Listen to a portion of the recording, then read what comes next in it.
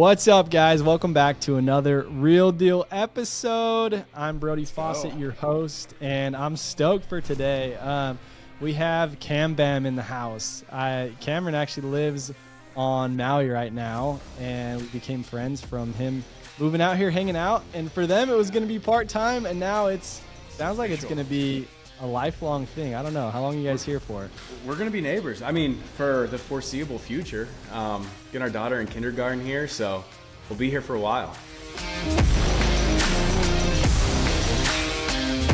How many people told you when you came out here and you said, oh, I'm only coming out for a few months, and they're like, yeah, you're going to stay a lot longer than that? Everybody. And we kind of knew that when we started. Like, we knew that we were going to fall in love with it. But there's this select few people that are like, you know, you get on the island, and then you have island fever. And I can never get tired of waking up and looking at the ocean. Like this morning, I went on a run along the beach and then had coffee at a coffee shop overlooking the ocean. Like, you can't get tired of that. Yeah. Ever, I don't think. 100%, dude. Yeah, I haven't even gotten close to the island fever stuff that everyone talks about. I'm like, if anything, there's so much to do, and I haven't been able to explore the island enough. That's the problem. That's what we feel like. There's so many things we haven't done yet, and there's so many hobbies that I want to pick up. Like, I want to get really good at surfing. I want to start canoeing, like Indar's got me into that. Like, I want to start doing that. There's so many hobbies. I want to start spearfishing. Like, I could be here forever and not do everything. Dude, it's so fun. It's just different vibe. But the reason I ask that is because everyone said the exact same thing to me. We're like, yeah, we're just going out for 6 months, and they're like, yeah, right. And I'm like, no, like legit, only 6 months. And I don't know how long it's been now, but it's been past six months. Yeah. We passed that mark. We're still here, but dude, I'm forever. I'm excited to jam today. You and I are going to hang out a little bit later tonight with our families. You got kids about the same age as mine, so it's been really fun getting to know you. But, dude, you have a really cool story. We don't have time to dive into all of it, but you've only been investing for about 3 years now. You and your wife, you kind of are a tag team. And some cool things with what you've done so far is you've done over 350 transactions worth about $100+ million of deals that you've done. Now, you don't own all of that, but you do own about $10 million worth of real estate. Yeah. It's a sexy number, though, so it's a sexy number to say. A lot of that has been wholesale deals, so it's honestly just flipping paper, where, I buy a $200,000 house, I wholesale it for $230,000, but that goes, I count that as my how much I've done in transactions. Yeah, so. Yeah, absolutely, man. Yeah, and what's cool about what you guys have done, though, is even though you're doing that, a lot of people will do that and they'll just live off of that. And that's kind of like, I mean, I say this all the time, but there's a lot of people with high net worth that live paycheck to paycheck. Oh, yeah. And how many recovering flippers do we know that are just like, man, I gotta get some buy and holds. I gotta get some buy and holds, and they're flipping a lot of houses, but it's not necessarily putting them ahead. Aside from they got a good paycheck, but now they have to go back to work tomorrow. And that's what's cool about you and Lexi. What you guys have done is you're actually buying real estate along the way and kind of probably cherry picking the ones that you want to keep. Is that right? Yeah, 100%. Like, how I word it is flipping and wholesaling got us into the industry to where we could exit our full-time jobs. But that is our tomorrow money, and our buy and holds are our forever money. So, we'll keep adding probably, $4 to $5 million a year to our rental portfolio. And, I'm young, I think we're the same age, or I might be I'm 31. And so if by 31 tomorrow, you're 31. Yeah. Tomorrow's your birthday. So, but if I keep adding, $5 million a year to our rental portfolio, by the time I'm 40, we'll have, not even counting appreciation, we'll have, probably $60 million, that we own. And then you extrapolate that over the next 20 years, that's going to be worth, a couple $100 million, and it's going to be paid off. So, so that's our forever money. That's like our legacy money. Once we get there, we can, we already will, but we can take care of our entire families. We can give to organizations that we want to give to. And so that's like our legacy money. And then our flipping and wholesaling does provide a really great income for us to live off of. Yeah, dude. No, I love the philosophy there. And I think it's a lot of people hear that and it's scary. It's overwhelming. And I think it's important to point out that you've only been doing this 3 years. And before that, like you were in a spot, I don't know how much detail, you usually go into, but like you weren't necessarily crushing it and having all this money, and you didn't know anything about real estate either. Nothing about real estate. I will say, like where I was at, I was a pastor, so I was making $40,000 a year. But that was an amazing point in my life because I still had a lot of responsibility. I had multiple employees under me that I was the direct manager of, and so I through that I learned a ton of leadership, abilities. And I was running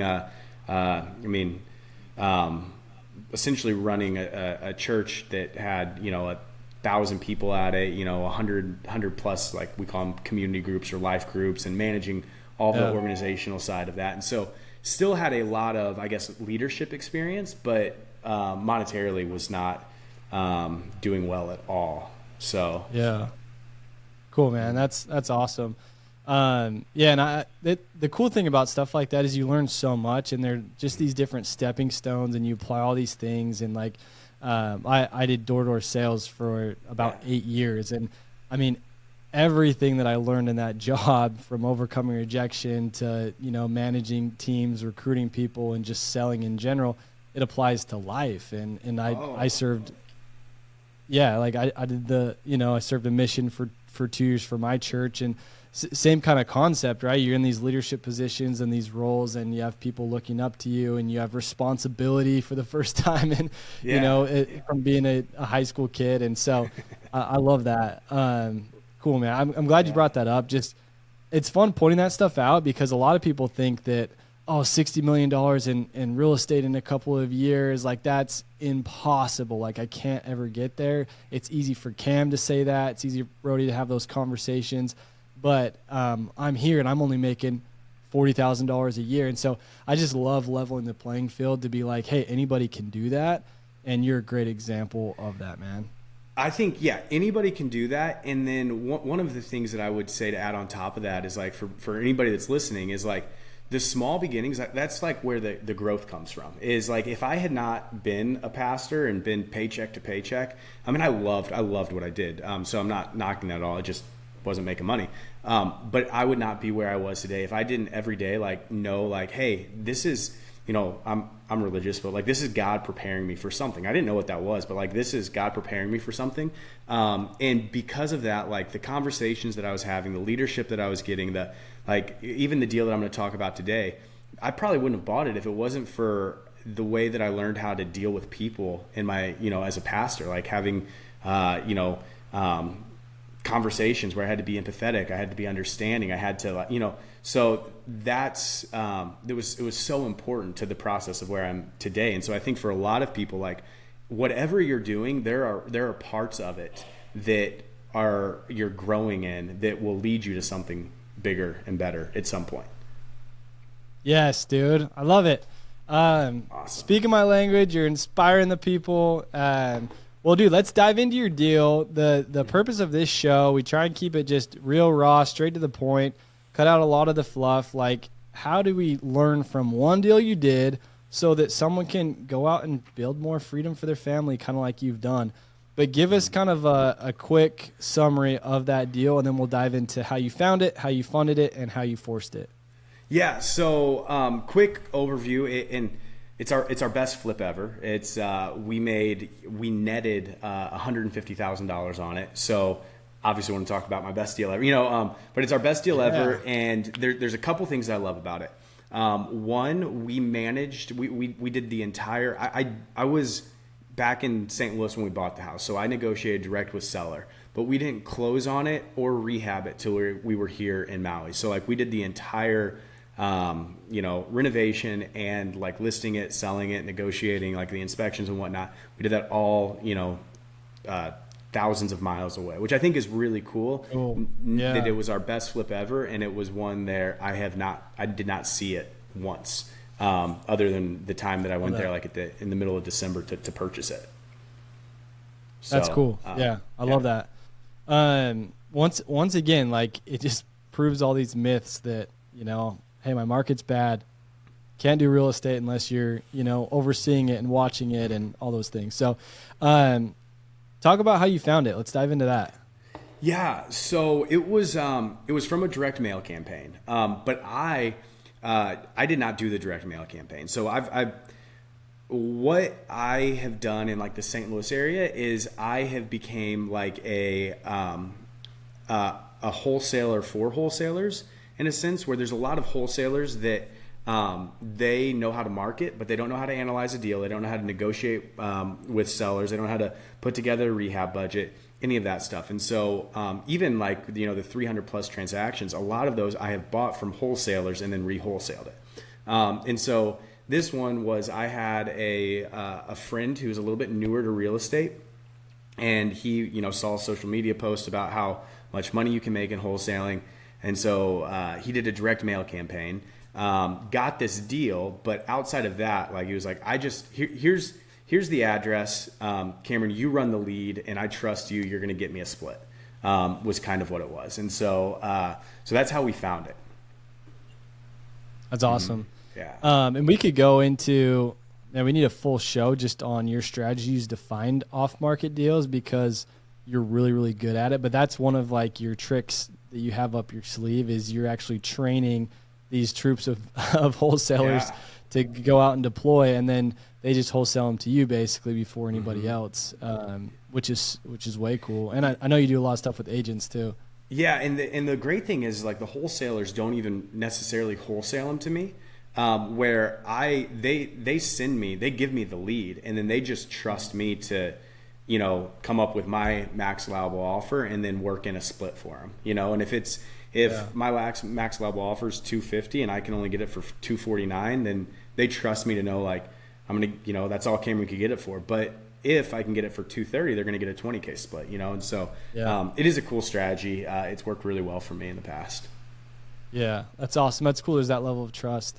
So that's how you found it off market. You put in some work there, which personally I love. And you've talked in the past, like you'll go find these wholesalers that are struggling or they're newer, and you're like, a lot of times I can tell because I'll join a Facebook group, and based on the language they use, and you're just like, hey, let me teach you. I'll train you. And on the flip side, like I'll also, buy these deals from you type thing.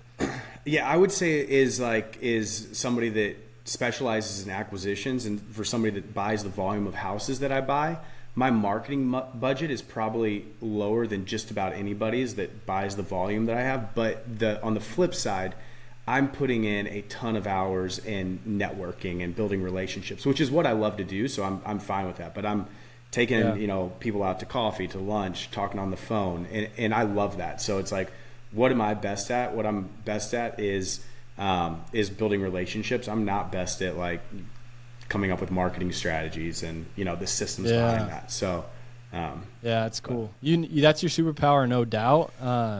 It's funny, I asked you the other day, I was like, hey, Saturday morning your boss calls you and says, hey, like if you can come into work today, I'll pay you double, but it's also all your friends are snowboarding, like which one are you doing? And you're like, snowboarding, like all day long. No, it's not even, I'm not even thinking about it.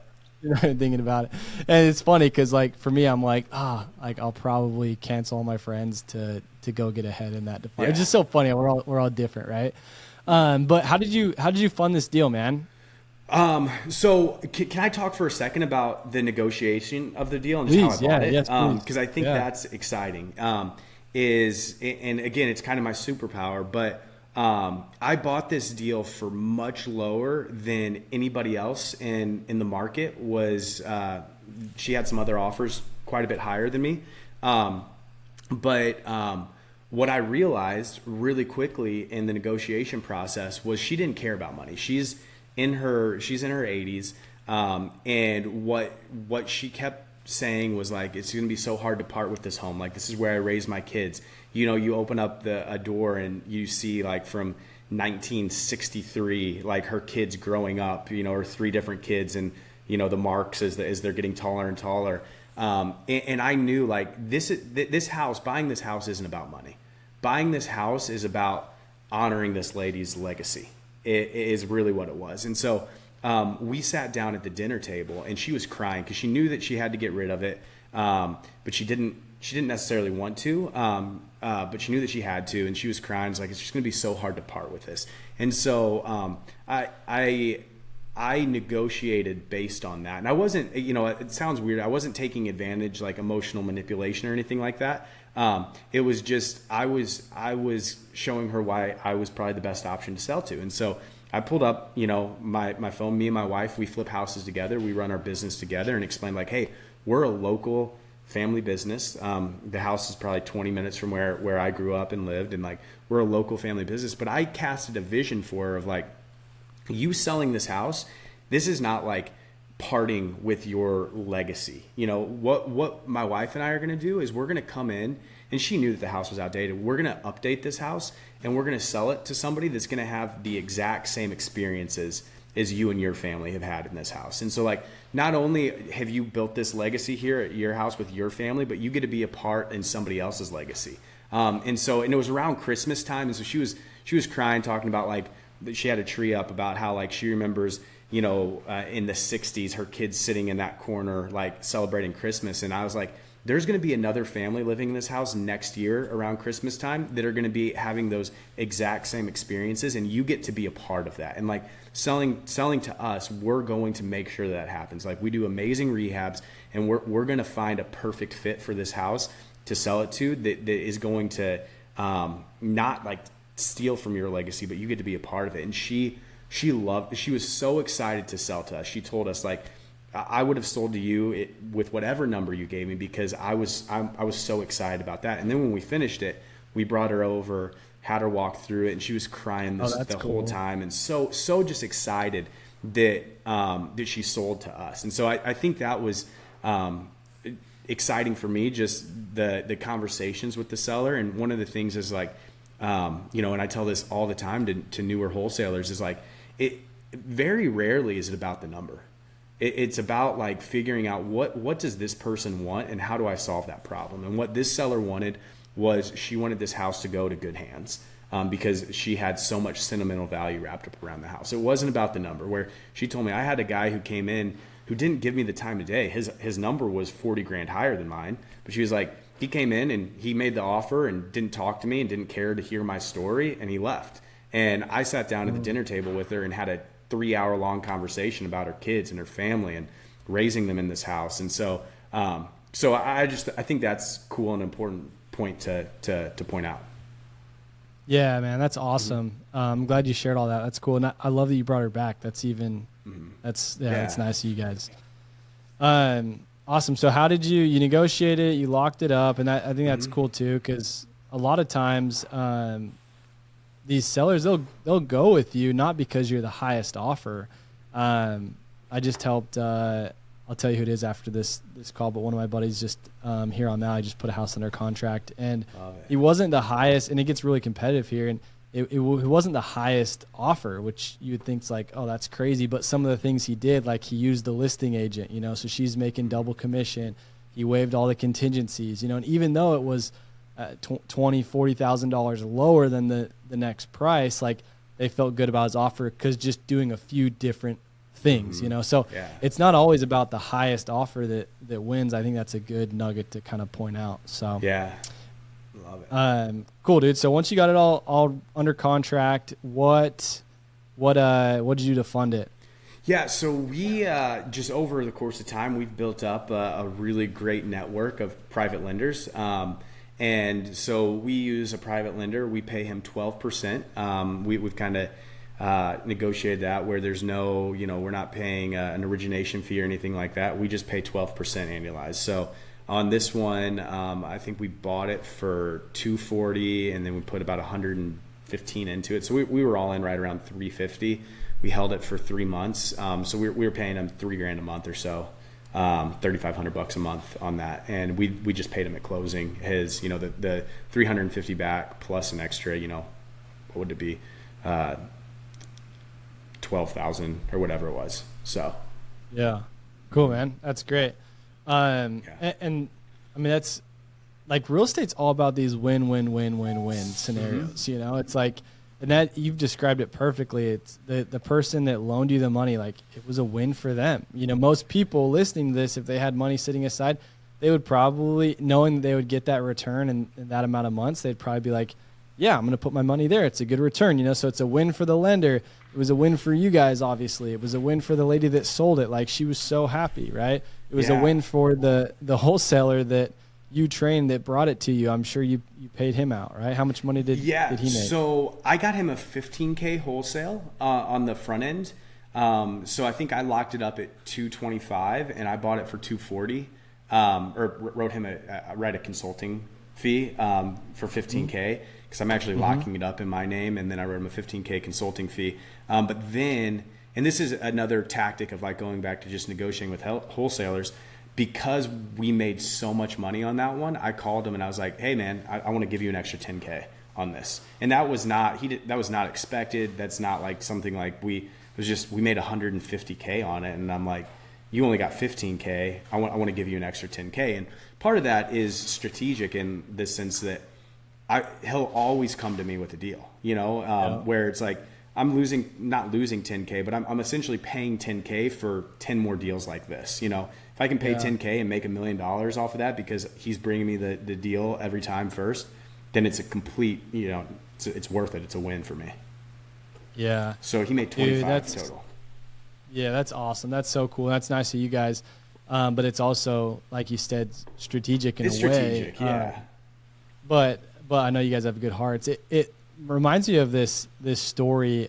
This is my first year selling alarm systems door to door, and I got home and like, you know, there's like you get different deductions and, you know, all said and done, and there was like a few things on there. I still made amazing money and I was happy and I was stoked. But I remember one of like the regional managers was down and he was like, how was your back end check? Was it everything you kind of expected? I'm like, no, it was great. It was awesome. Like super worth it. I'm going to do it again next year, yada, yada, yada. And we just got talking and I was like, yeah, there's a couple things, but like nothing big, you know? He's like, well, what were they? And I just kind of started explaining like, oh, there's probably like this, there's like $50 here, you know? And like as a college kid, all of it added up, you know, it made a difference. And this here, and then, you know, there was this thing, it probably would have maybe hit this pay level. I'm like, but it's fine. Like it was still good. It was still worth it. And he's like, no, it's like, no, let's add it up. And we sat there and like, you know, and he rounded them up and all these different things. And he wrote me a check right then and there. And it was his money, you know, not the company's money. It was his money. Obviously he's making an override from me. But it was like $3,800 or something like that. And, dude, I still remember it to this day. 'Cause now it's like that's not that big of a deal to me. But at that time it was a huge deal. And, it's just crazy 'cause he's been my mentor ever since. Like I send, you know, him people that want to invest in his deals all the time. Like it's all because of at that time it was a big deal for me, and he did something that he didn't have to do. And now like, you know, the thing is like, I guarantee after that happened, like you would have went to war for that guy. Like he calls you for anything and you're all in.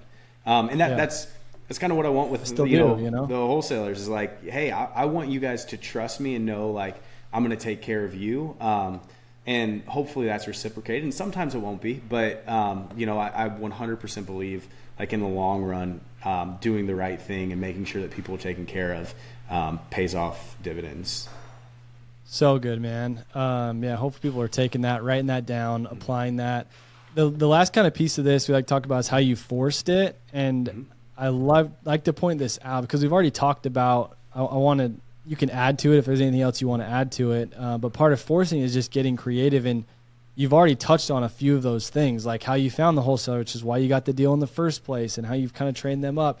You touched on, you know, with this lady and you taking the time to understand like what value was to her. You know, it wasn't always dollars. It was something different. You took the time to understand that. Like, to me, that's part of getting creative and kind of forcing the deal, and probably one of the main things that made the deal as lucrative as it was. But any other ways that you feel like you forced the deal? Yeah, no, I think great question. And we did take a risk on this. And so when I originally ran my numbers on it, I ran my numbers, and the ARV was 440. That was my original ARV, and that's probably typical. Like I was expecting to make, about 50K net, so be all in at 350, sell it for 440 after, holding costs, realtor fees and whatnot, we'd probably be around a 50K net. But there was, because all the comps showed 440. And actually my original rehab budget was like 70, 75. There was one comp in the neighborhood though that had sold at 550.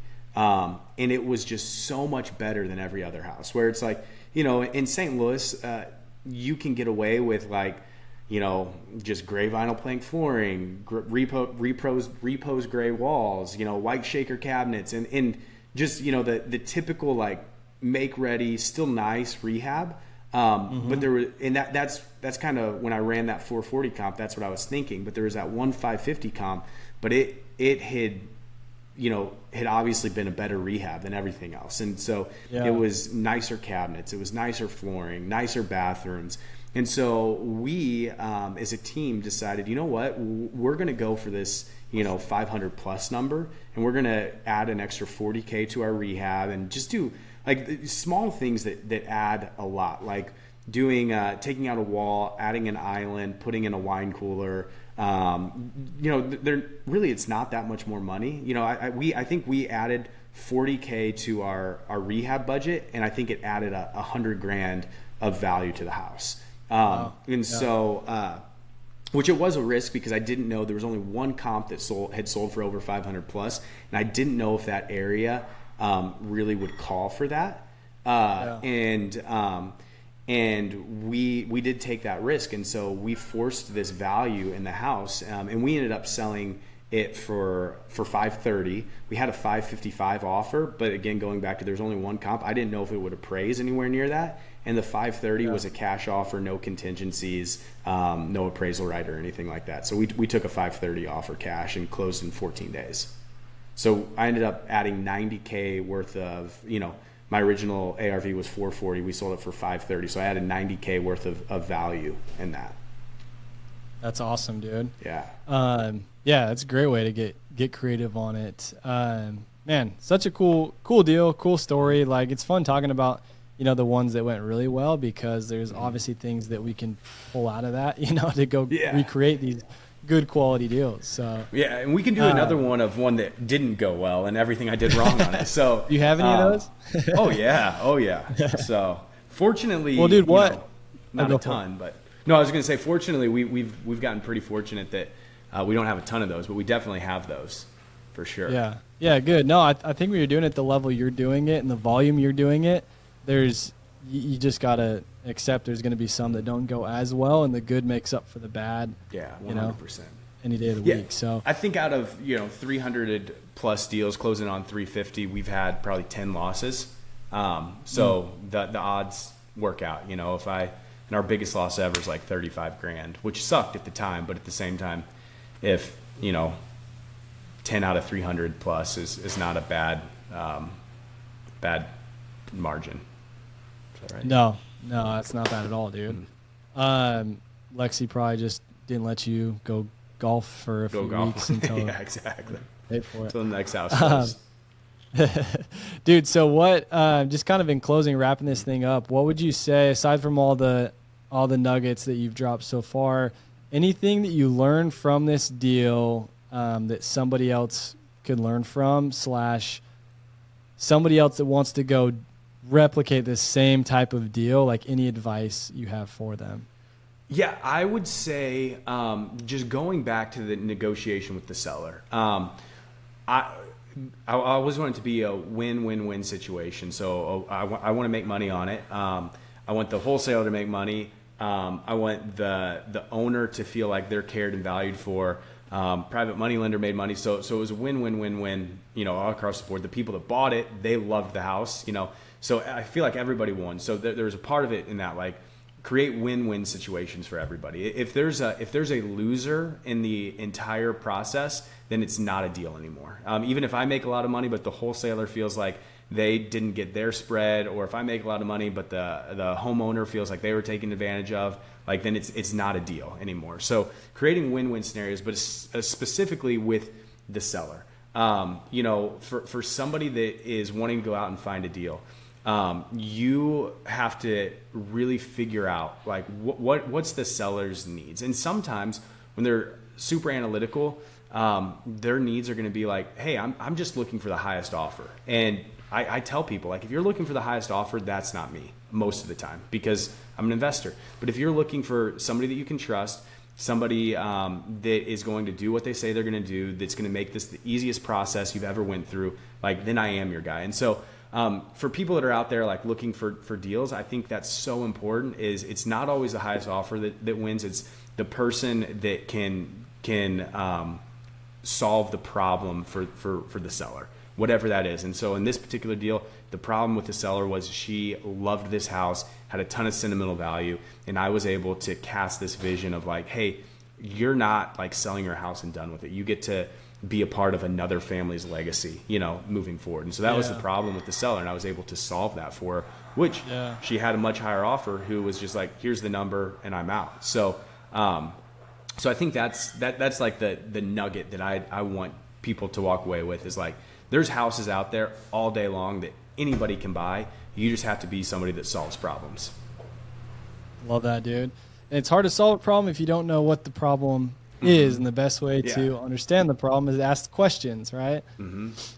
Ask questions. And my goal with every house that I've ever walked is like, I want to sit down at the dinner table. If I can sit down at the dinner table, I love people. So for me, it does come naturally. With some people, it is a little bit tougher, but I love people. So like, I can sit there at the dinner table for hours and just talk about life. But during that, I'm also like, so what do they want out of this transaction? And if it is money, I will be straight up honest with them. Like, there's probably people out there that will give you more money for this house. And then I'll point them in the direction of those people. But what I find out most of the time is it's not about money. Yeah, that's cool, dude. Well, Cam, if people want to connect with you, follow your journey, where's the best place for them to do that?